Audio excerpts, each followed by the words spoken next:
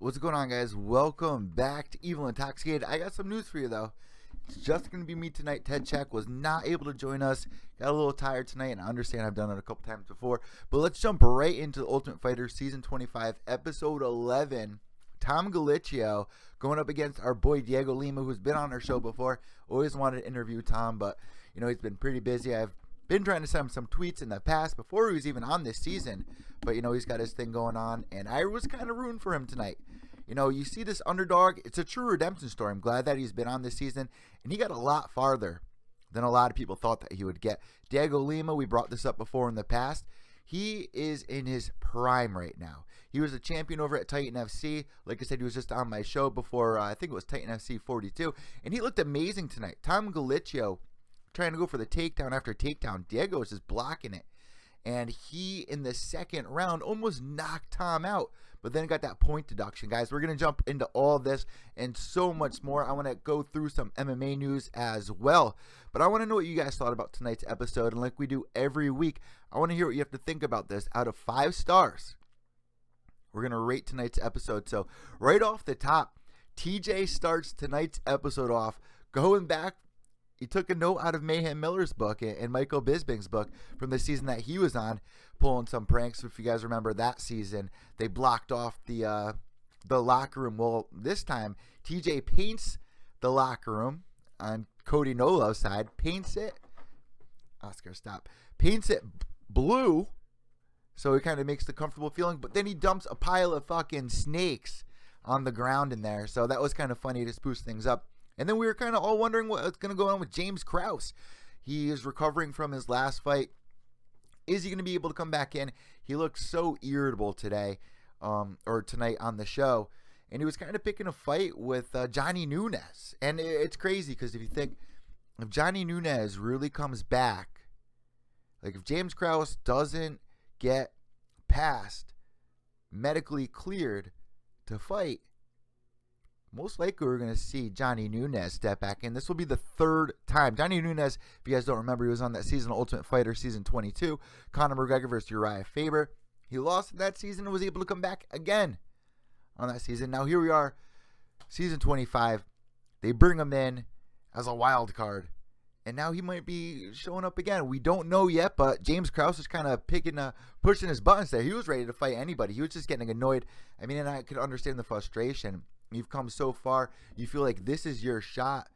You get past, your first couple of fights here on the season. That's so important when you get this deep.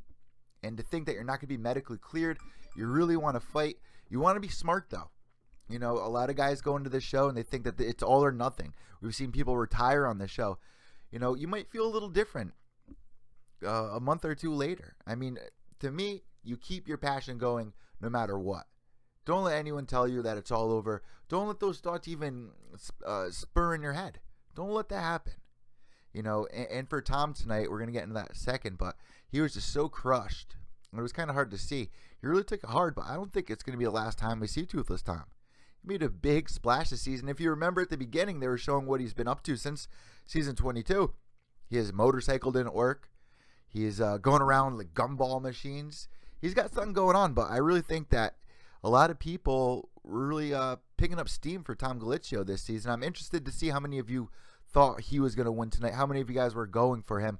We got the live chat room open. I'm going to check that out in a second. Don't have Ted here to help me out. But, TJ really believed in Toothless Tom. He really thought that he was going to be able to prove everybody wrong. He has amazing takedowns. And like we always say, you want to do what got you to the dance. Like Ronda Rousey, for instance. Going in there trying to box. You're not a boxer. You're an Olympic judo. You're a judo champion. You go in there, you do the armbar. That's your thing. Tom's thing is the wrestling. But tonight, it wasn't shining for him for some reason. Diego Lima was doing a great job with the distance control, keeping him on the outside.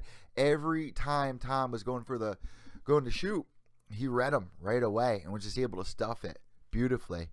But TJ really did believe in him. It's really sad when you see somebody really putting it all, wanted to go home, tell his mother, I made it, I can do it. All that time that you thought I was wasting my time, I wasn't. But no love lost for Tom. You got a lot of people that love him, man, if you're listening here. Going right into that fight, let's jump right into it because there really wasn't much going on. Besides, everyone was just getting irritable. There's a lot of guys that are just kind of hanging around. They didn't make it through the season. Most Cody's team. But everyone's just getting so irritable in there, and I really think that something's going to happen. I really thought that somebody was going to get kicked off tonight because they're going to get into a fist fight in the house or something. And I know there's a lot of people that look forward to that, but they know better. This is the redemption season. They all know better. So in that first round, they really seemed kind of tentative. They really seemed a little nervous towards one another. Kind of took it slow. Diego was really picking his shots there. Tom was going right at it, pushing forward. I think that was a big mistake there. He really tired himself out, but I did score that first round for Tom, so can't really say that was a mistake, I guess.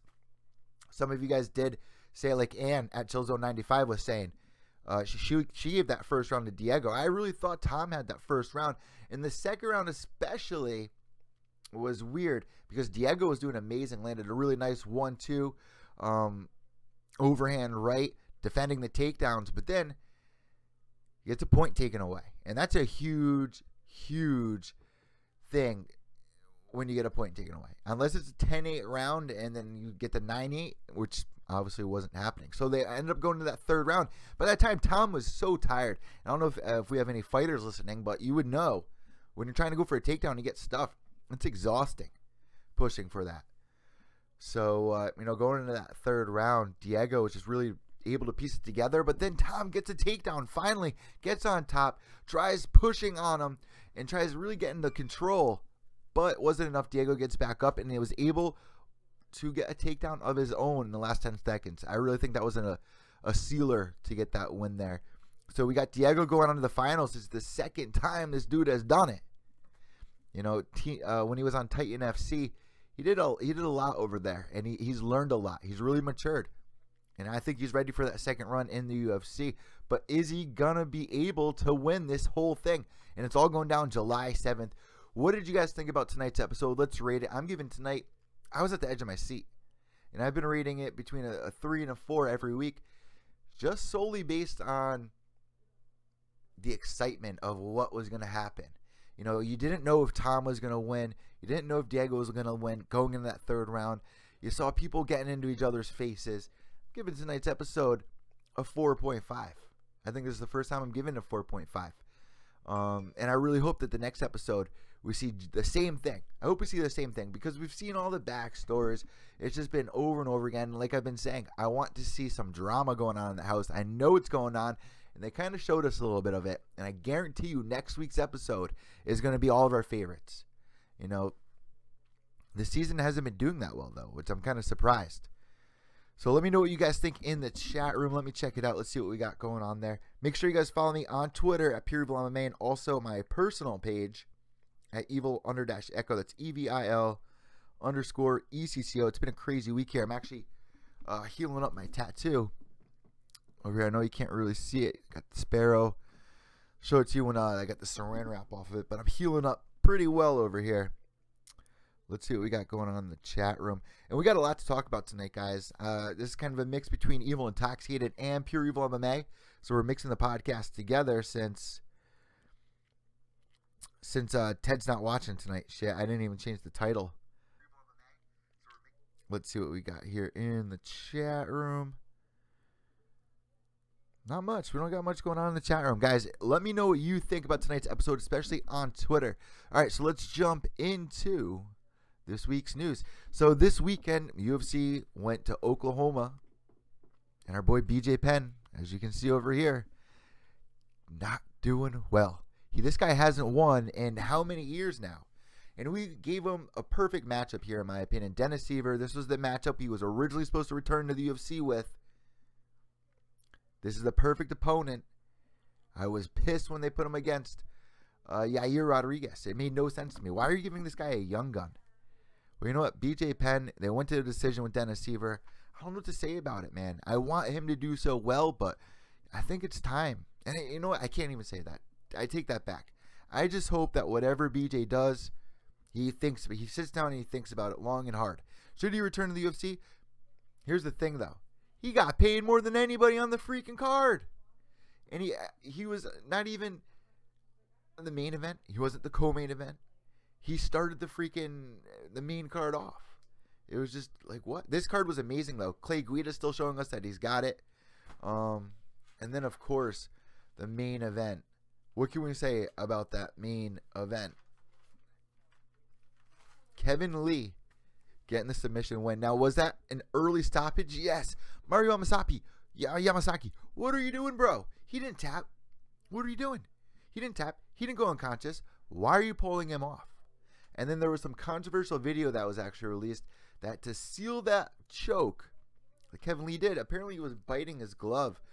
I don't know if they're trying to overturn it, but you got to go through a lot to overturn a win, but it's a pro career. Now, the question is, should the referees be held responsible for this? And if you guys didn't see this fight, I definitely recommend going back, rewatching the replay.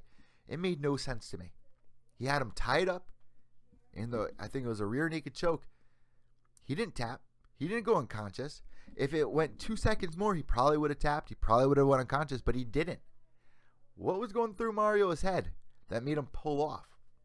It was just kind of disgusting to me. I have no idea why they pulled him off. It made no fucking sense, and I was so excited about this fight. So let me know what you guys think about that on Twitter at PureEvilMA. And then Johnny Hendricks misses weight again at 185. How do you do that? How do you move up a weight class and then miss weight? This was supposed to solve all your problems, Johnny. We're all rooting for you. And it just seems you've given up mentally. You're not there. Ever since that GSP fight, some people might disagree. You know, I thought he won that GSP fight when GSP retired a few years ago. Thought he won that. John Hendricks did an amazing job in that fight. He just hasn't been the same since. And it's so sad to see. And I think it's a mental thing. There are people out there going, oh, you got to blame his nutrition coach. You got to blame this one. You got to blame that one. This is on Johnny. This is on Johnny Hendricks. This is on nobody else but Johnny. Tim's a tough dude. He's a tough cookie. But to get knocked out in the second round, man, what's going on, Johnny? What's going on, man? We're going to have to see what happens with him. Is he going to move up another weight class? Like, what do you do here? How do you keep missing weight? How? I don't understand that. And then, of course, the biggest thing everyone's been talking about, and I tell you what, the next morning, Monday morning, get in my car, drive to the city, get my morning coffee, regular radio station, like what your parents probably listen to, like 99.1 WPLR, oldies but goodies. That was what was on, and they're doing like a sports talk show. Somebody calls in and goes, guys, you missed something. There was a UFC fight last night. Felice Herrig's opponent shit herself in the octagon. Now, of course, they're referring to Gish. I understand why there's some people poking fun at it. Haha, funny. Third grade lunchroom humor.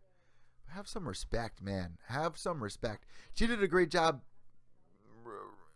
She did a great job getting back to the fans and kind of making fun of herself in a way with hashtag shit happens, posting the picture of it and everything. But you guys out there that are making fun of her don't understand what these fighters are going through leading up to the fight, cutting all this weight.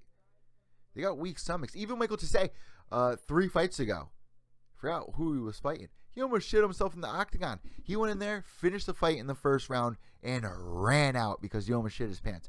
Their stomachs are pretty weak after cutting all that weight, you know. I felt so bad seeing that in there. I felt so bad. And then, of course, Felice going out there saying the UFC is not promoting me because I'm not pretty enough. Felice, I remember when you were on The Ultimate Fighter, the only reason why half the people tuned in was to see you, hon. Let's look at your Instagram page. How many people tune into your live Instagram and you're just sitting there painting your nails? Not really doing much at all. Eating cereal. Yeah, she does some goofy things. I definitely recommend you guys following her. I love it. I'm always tuning in. But you can't say you're not beautiful. You can't say you don't have a huge support system. You can't say the UFC is not promoting you. You know, she does have a little salty taste in her mouth because of that fight against Paige Van Zandt, which she probably wants to get back under her belt. It was like the new pretty girl. I'm sure that's how Felice felt. It's the new pretty girl, the poster girl, one of Dana's poster girls, gets the win over Felice, and she kind of felt undermined after that. Well, now here she is coming back, sealing a couple of wins back to back, and she looks absolutely amazing doing it. So what's next for her? Give her Paige Van Zandt. That's what I'm rooting for. Paige is kind of having a struggle herself. Let's match it out. Give that back to Felice. But for Felice to say the UFC is not promoting her, I don't agree with that. I mean, I think Felice is beautiful. And I asked the Karate Hottie about this when I actually interviewed the Karate Hottie before her fight with Paige. This was kind of the discussion that we had. She didn't want to admit it, but does the UFC look at things like that? Does the UFC look at beauty and give you the main event just based off your beauty? I mean, of course, your skill is there. You have to be, having a decent record. Anyone who makes it to the UFC, let's get it straight. Anyone who makes it to the UFC is a champion in their own right. It's harder to stay in the UFC than it is to make it there, a lot of people say. You'll hear that from the fighters. But I'll tell you this. When I was talking to Michelle Waterson, she didn't want to admit it, but she said, yeah, it does have a little bit to do with the promotion of it. And it's a sad thing, but it's true. It's true. I mean, let's look at Tanya Evinger, who we're going to bring up in a second here. Why wasn't she signed to the UFC a while ago? Chris Cyborg, why wasn't she signed to the UFC a while ago? There's a lot of people we can scratch our head going, why didn't we see these girls in the UFC sooner? Is it based off of beauty? I don't think so. I really don't. I don't know what to think about this. I mean, Cyborg's been killing people for years. What took her so long to get signed to the UFC? Well, of course, the weight division. They opened up the weight division. Now she has her shot. We're going to get into that in a second. But congratulations to Felice Herrig. But guys, shame on you for making fun of Keish. I mean, have your laughs at the night. Laugh at the night. But don't go on social media and start throwing it all over the place. Don't keep this thing going on. Come on. I mean, is this going to be like another Yoel thing? We're just going to keep bringing it up. I mean, it's a girl. Have some respect. Have some fucking respect. Seriously. Tim Means defeating Garcia via decision. BJ Penn, we talked about that. Clay Guida getting the decision win. Carla Esparza, former champ, getting the decision win over Maraz via decision. I just don't know what to think about BJ here, though. Next question, guys. What's next for Kevin Lee? What is next for Kevin Lee? The big thing was Tony Ferguson. Well, here's where I have to stand up and say, well, what about Habib? We want the Habib fight. They tried setting that up 2 times. First time, Tony was the one that got injured. Second time, it was the tiramisu. Habib didn't even know what tiramisu was. What is this tiramisu? So is the UFC really going to risk a 3rd time trying to book this fight? I hope so, but is it going to be right now? I don't think so, because Habib still isn't back up on his feet, I guess. So what do you do? Do you have Tony Ferguson fight Nate? Do you have Tony Ferguson fight Kevin Lee? I'm going to tell you right now, if he fights Kevin Lee, I'm going with Tony Ferguson, man. He's just been killing it. But Kevin Lee, I think they can find a better matchup for him other than Tony Ferguson. But, of course, he wants a shot right up at the top. If he does get a win over Tony Ferguson, he's the number 2 contender in there right under Habib. So why not? Why not? Let me know what you guys think about this on Twitter at Pure Evil MMA and at Evil_Echo. That's EVIL_ECCO. All right, so let's jump into the Bellator news, because that was another huge thing going around this week. Fedor Emelianenko, man, calling it. Matt Mitrione getting it done. Almost a double knockout, too. These guys both were throwing heavy. And Matt Mitrione, he kind of leans into his punches, kind of puts his head down and leans in. Fedor just whacked him with the right hand. Matt whacks Fedor with the right hand. They both drop. Matt was able to recover a little quicker, pounce on top of Fedor, and finish it off.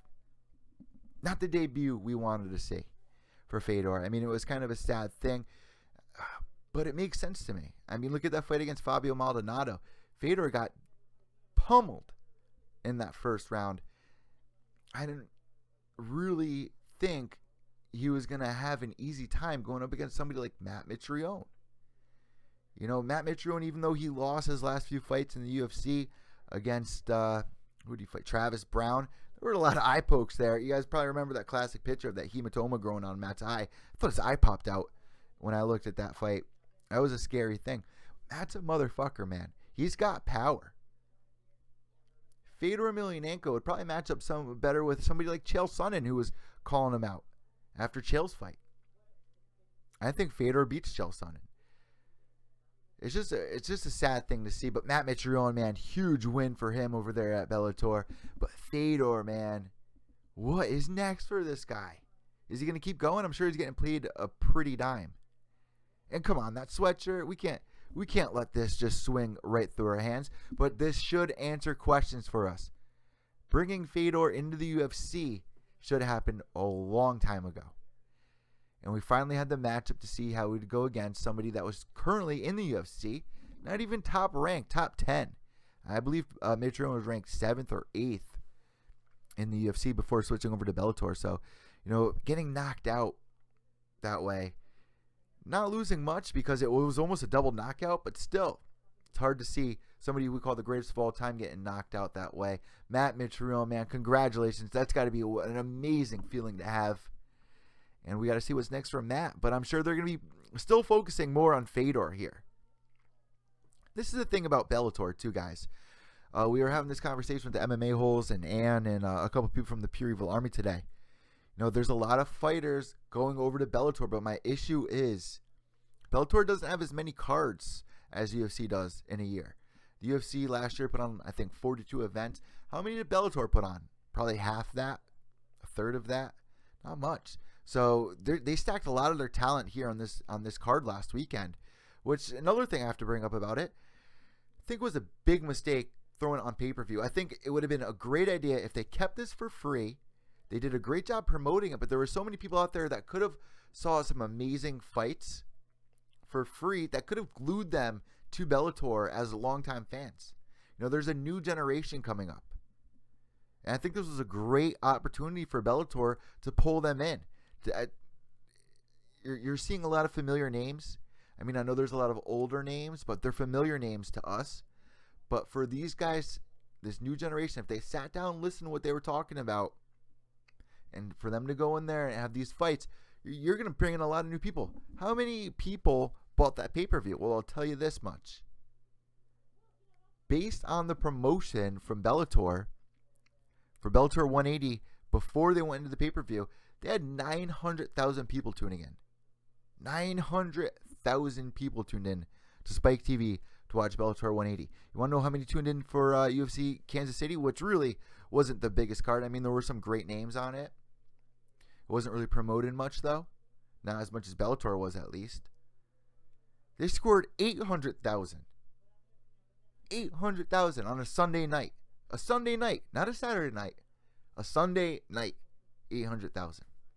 I think it would have been a huge thing if Bellator just stuck to the game plan. We were supposed to see Fedor versus Matt Mitrione for free. I think this is a mistake, but a lot of you guys out there obviously disagree with me. And I could see why this was a great card. Huge names on it. Of course, I watched. Of course, a lot of our listeners here watched. I'm not concerned about us. I know that we were going to watch. It's about Bellator moving into the right direction, growing, putting their foot down in this new generation. This whole Reebok deal with the UFC really screwed them. A lot of fighters are not happy. We saw that in 2016.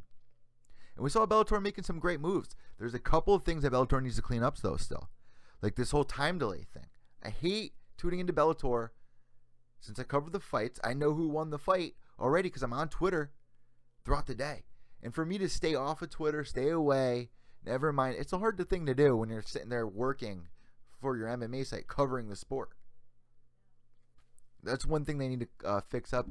I don't know if you guys like this, but I'm not really a big fan. They do it in the WWF, WWE, whatever they call it now. The walkouts. I don't know. Are you guys into the walkouts that they do for Bellator? Or do you like the hockey tunnels that they do in the UFC? I like the hockey tunnel. Just the basic walkout, the music in the background, the lights over the cage. I don't like this spazzy, cartoonish Bellator entrances.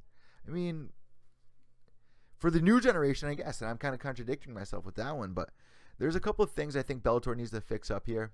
I think the UFC did a great blueprint for them to follow, and I think now is the time. You got a lot of pissed off fighters out there that want to be treated the right way. But like I was just saying, there's not enough cards yet for Bellator. How many times this year are we going to see these guys fight? How many times this year? Well, how many times this year are we going to see Roy Nelson fight, Fedor Emelianenko fight, Vanderlei, Chael's already fought twice.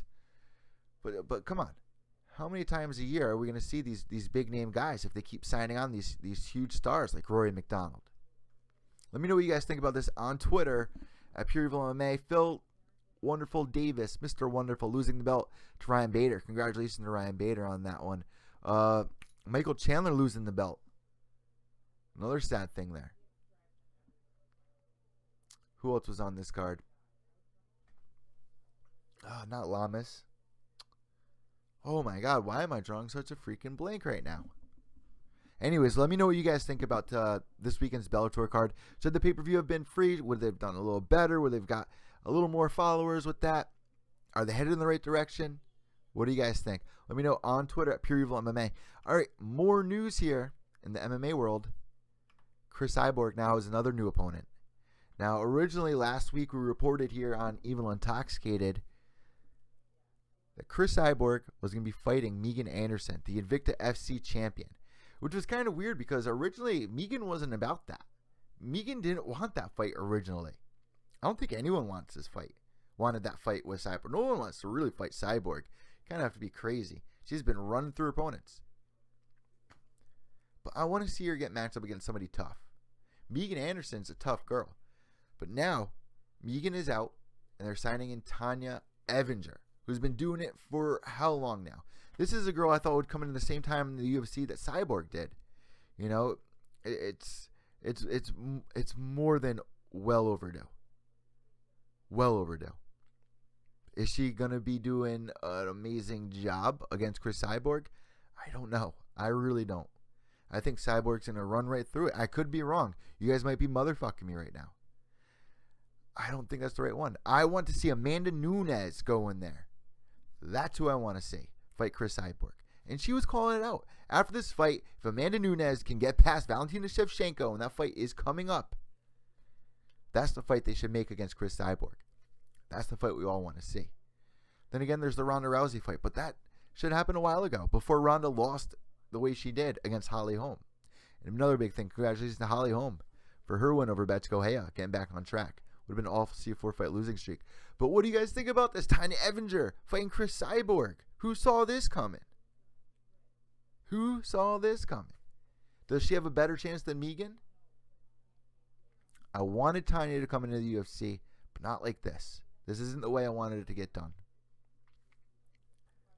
Not happy about it, but she's getting into the UFC, so what can you say? What can you say? Chris Cyborg, though, man. Just finally getting her shot at the UFC title, 145-pound division. And there's not even a division made yet. There's not even a 145-pound division. They're just pulling girls out the woodwork to fight Chris. Come on. What are you doing here, UFC? Dana White just wants to bang his head into a fucking brick wall at this point when looking at the division. And that's why they're having the next season Ultimate Fighter, Season 26, with the female division opening up at a later weight class. That probably should happen first. But then again, you got a star like Chris Cyborg. She's bringing in numbers. There's people out there that are starting to know who Chris Cyborg is. She's not the prettiest girl. Dana White used to bash her. Joe Rogan would bash her before in the past. You know, out of fun. Saying that she looked like Vanderlei Silva with a ponytail or whatever. But that has nothing to do with her talent. And this is why a lot of people are getting frustrated. Doesn't matter. Look at Mighty Mouse. He's a little guy. He's 125 pounds. But he goes in there and he dominates everyone you put in front of him. Chris Cyborg does the same thing. And that's all that should matter. That's all that should matter. But unfortunately, the way things are now, that's just not what people want. People want to see pretty faces. People want to see more of an entertainment thing. They want to see somebody like Conor McGregor going in there and having fun with the press conferences and stuff like that. They don't want to see you just, go in there and put on your fight and win their fight in amazing fashion. But you need more to attract attention to it.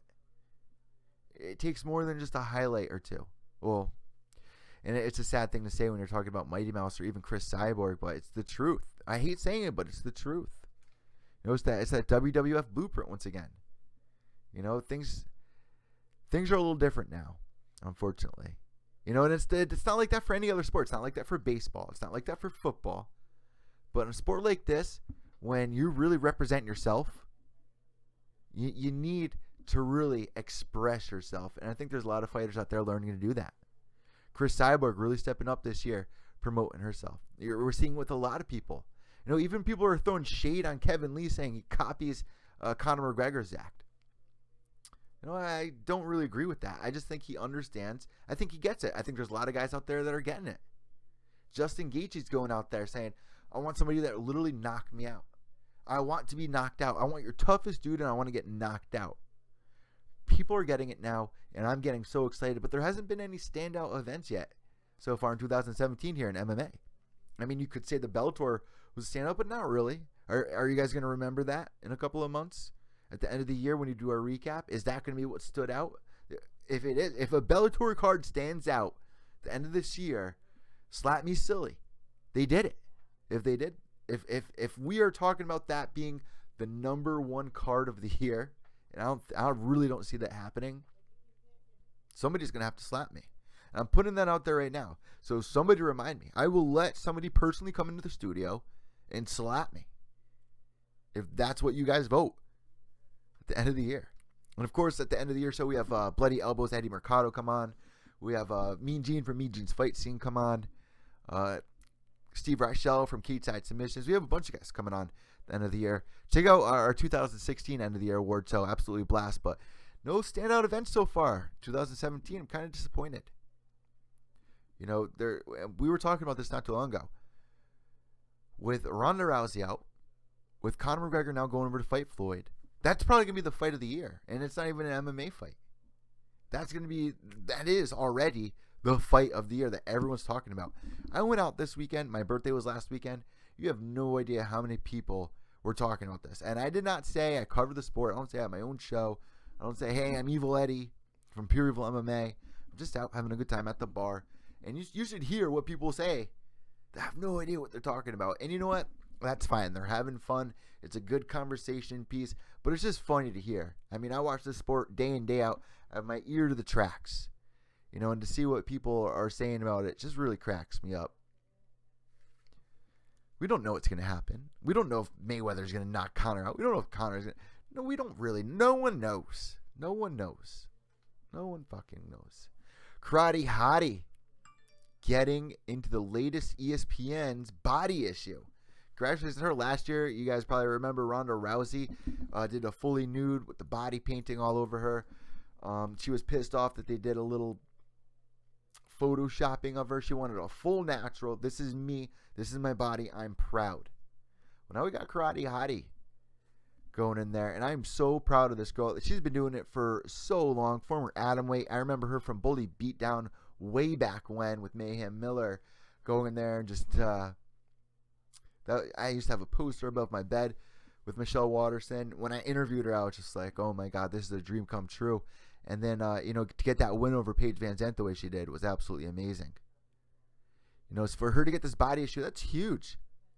You know, we might see a new huge superstar here. Not to say that she already isn't, but if she can win a couple more fights, she's got what it takes. And unfortunately, that means the looks and also a couple of wins under her belt.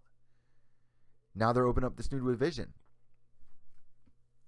Tunnel gates are open for Michelle Waterson here. Big thing getting on the ESPN's body issue. That's huge. Congratulations, Michelle Waterson. Another thing me and her were talking about in our interview, and I did this interview on Cage-Side Submissions, so let me shout out Steve Reichel and them over there out in Philadelphia. Disney is coming out with the Mulan movie. Now, if you guys watch Disney movies, you probably remember the female warrior, Mulan. Who better to play the role besides Michelle Waterson?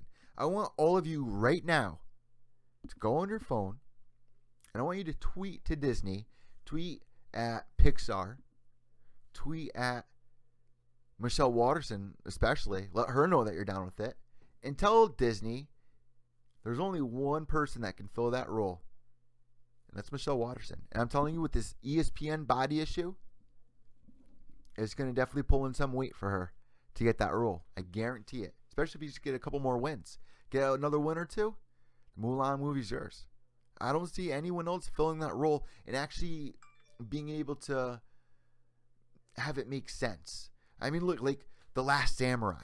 You remember the movie The Last Samurai? Do you remember who The Last Samurai was? Tom Cruise. Tom Cruise was The Last Samurai. What? Tom Cruise is The Last Samurai? That made no sense. If you're booking Mulan, if you're picking anybody, it's Michelle Waterson. Now, I really hope that you guys are going on Twitter right now. Tweet Disney, tweet at Pixar, and Michelle Waterson. That's the role. That's the role for you. Congratulations to the Karate Hottie. We got some new bouts announced today as well, and some bad news, actually. We actually have some real bad news for you guys here. Let me pull this up. There he is. Robbie Lawler was originally supposed to fight this man right here. Donald Cowboy Cerrone. And what happens? Donald freaking injures himself. This is why I get so nervous when he goes out there wakeboarding, doing these crazy things, but it's what makes him feel alive. You know, and you can't take that away from him. You know, that kind of is Cowboy's character. He's a cowboy. But you have to be careful out there, man. And when you got a huge fight like against Robbie Lawler, you got to be careful. And we don't know exactly what the injury is just yet, but this fight is called off and probably going to be moved to UFC 214 going down, I think, July 9th. I think that fight's supposed to go down. Let me check my notes over here. But then Dana White just tweeted about an hour ago, don't count on it. Do not count on that fight being moved over to UFC 214. Where is this? Cowboy. Yep. Actually, July 29th, guys, is UFC 214.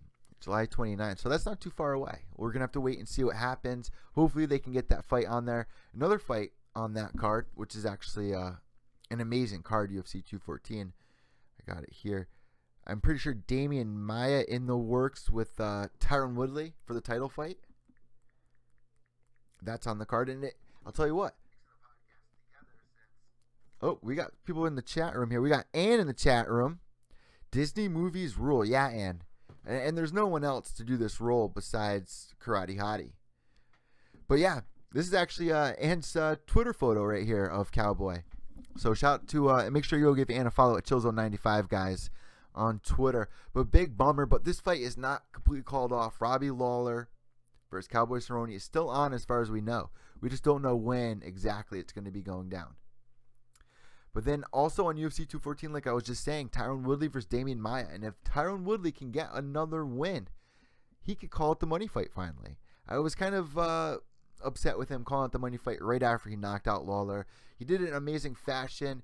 Great job knocking out Robbie Lawler. But Lawler was exhausted at that point. Really didn't want to go through another war, brutal war like he had to go through with Carlos Condit and Rory McDonald twice.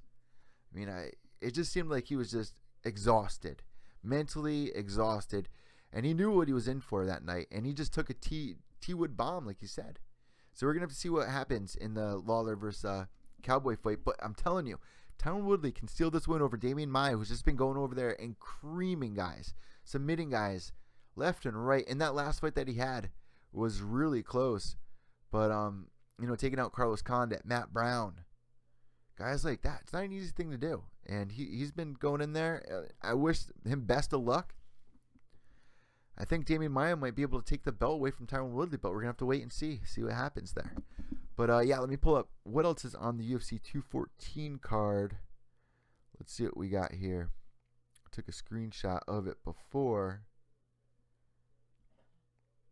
Let's see. All right, so UFC 214. Well, of course, the headliner is DC versus John Bones Jones.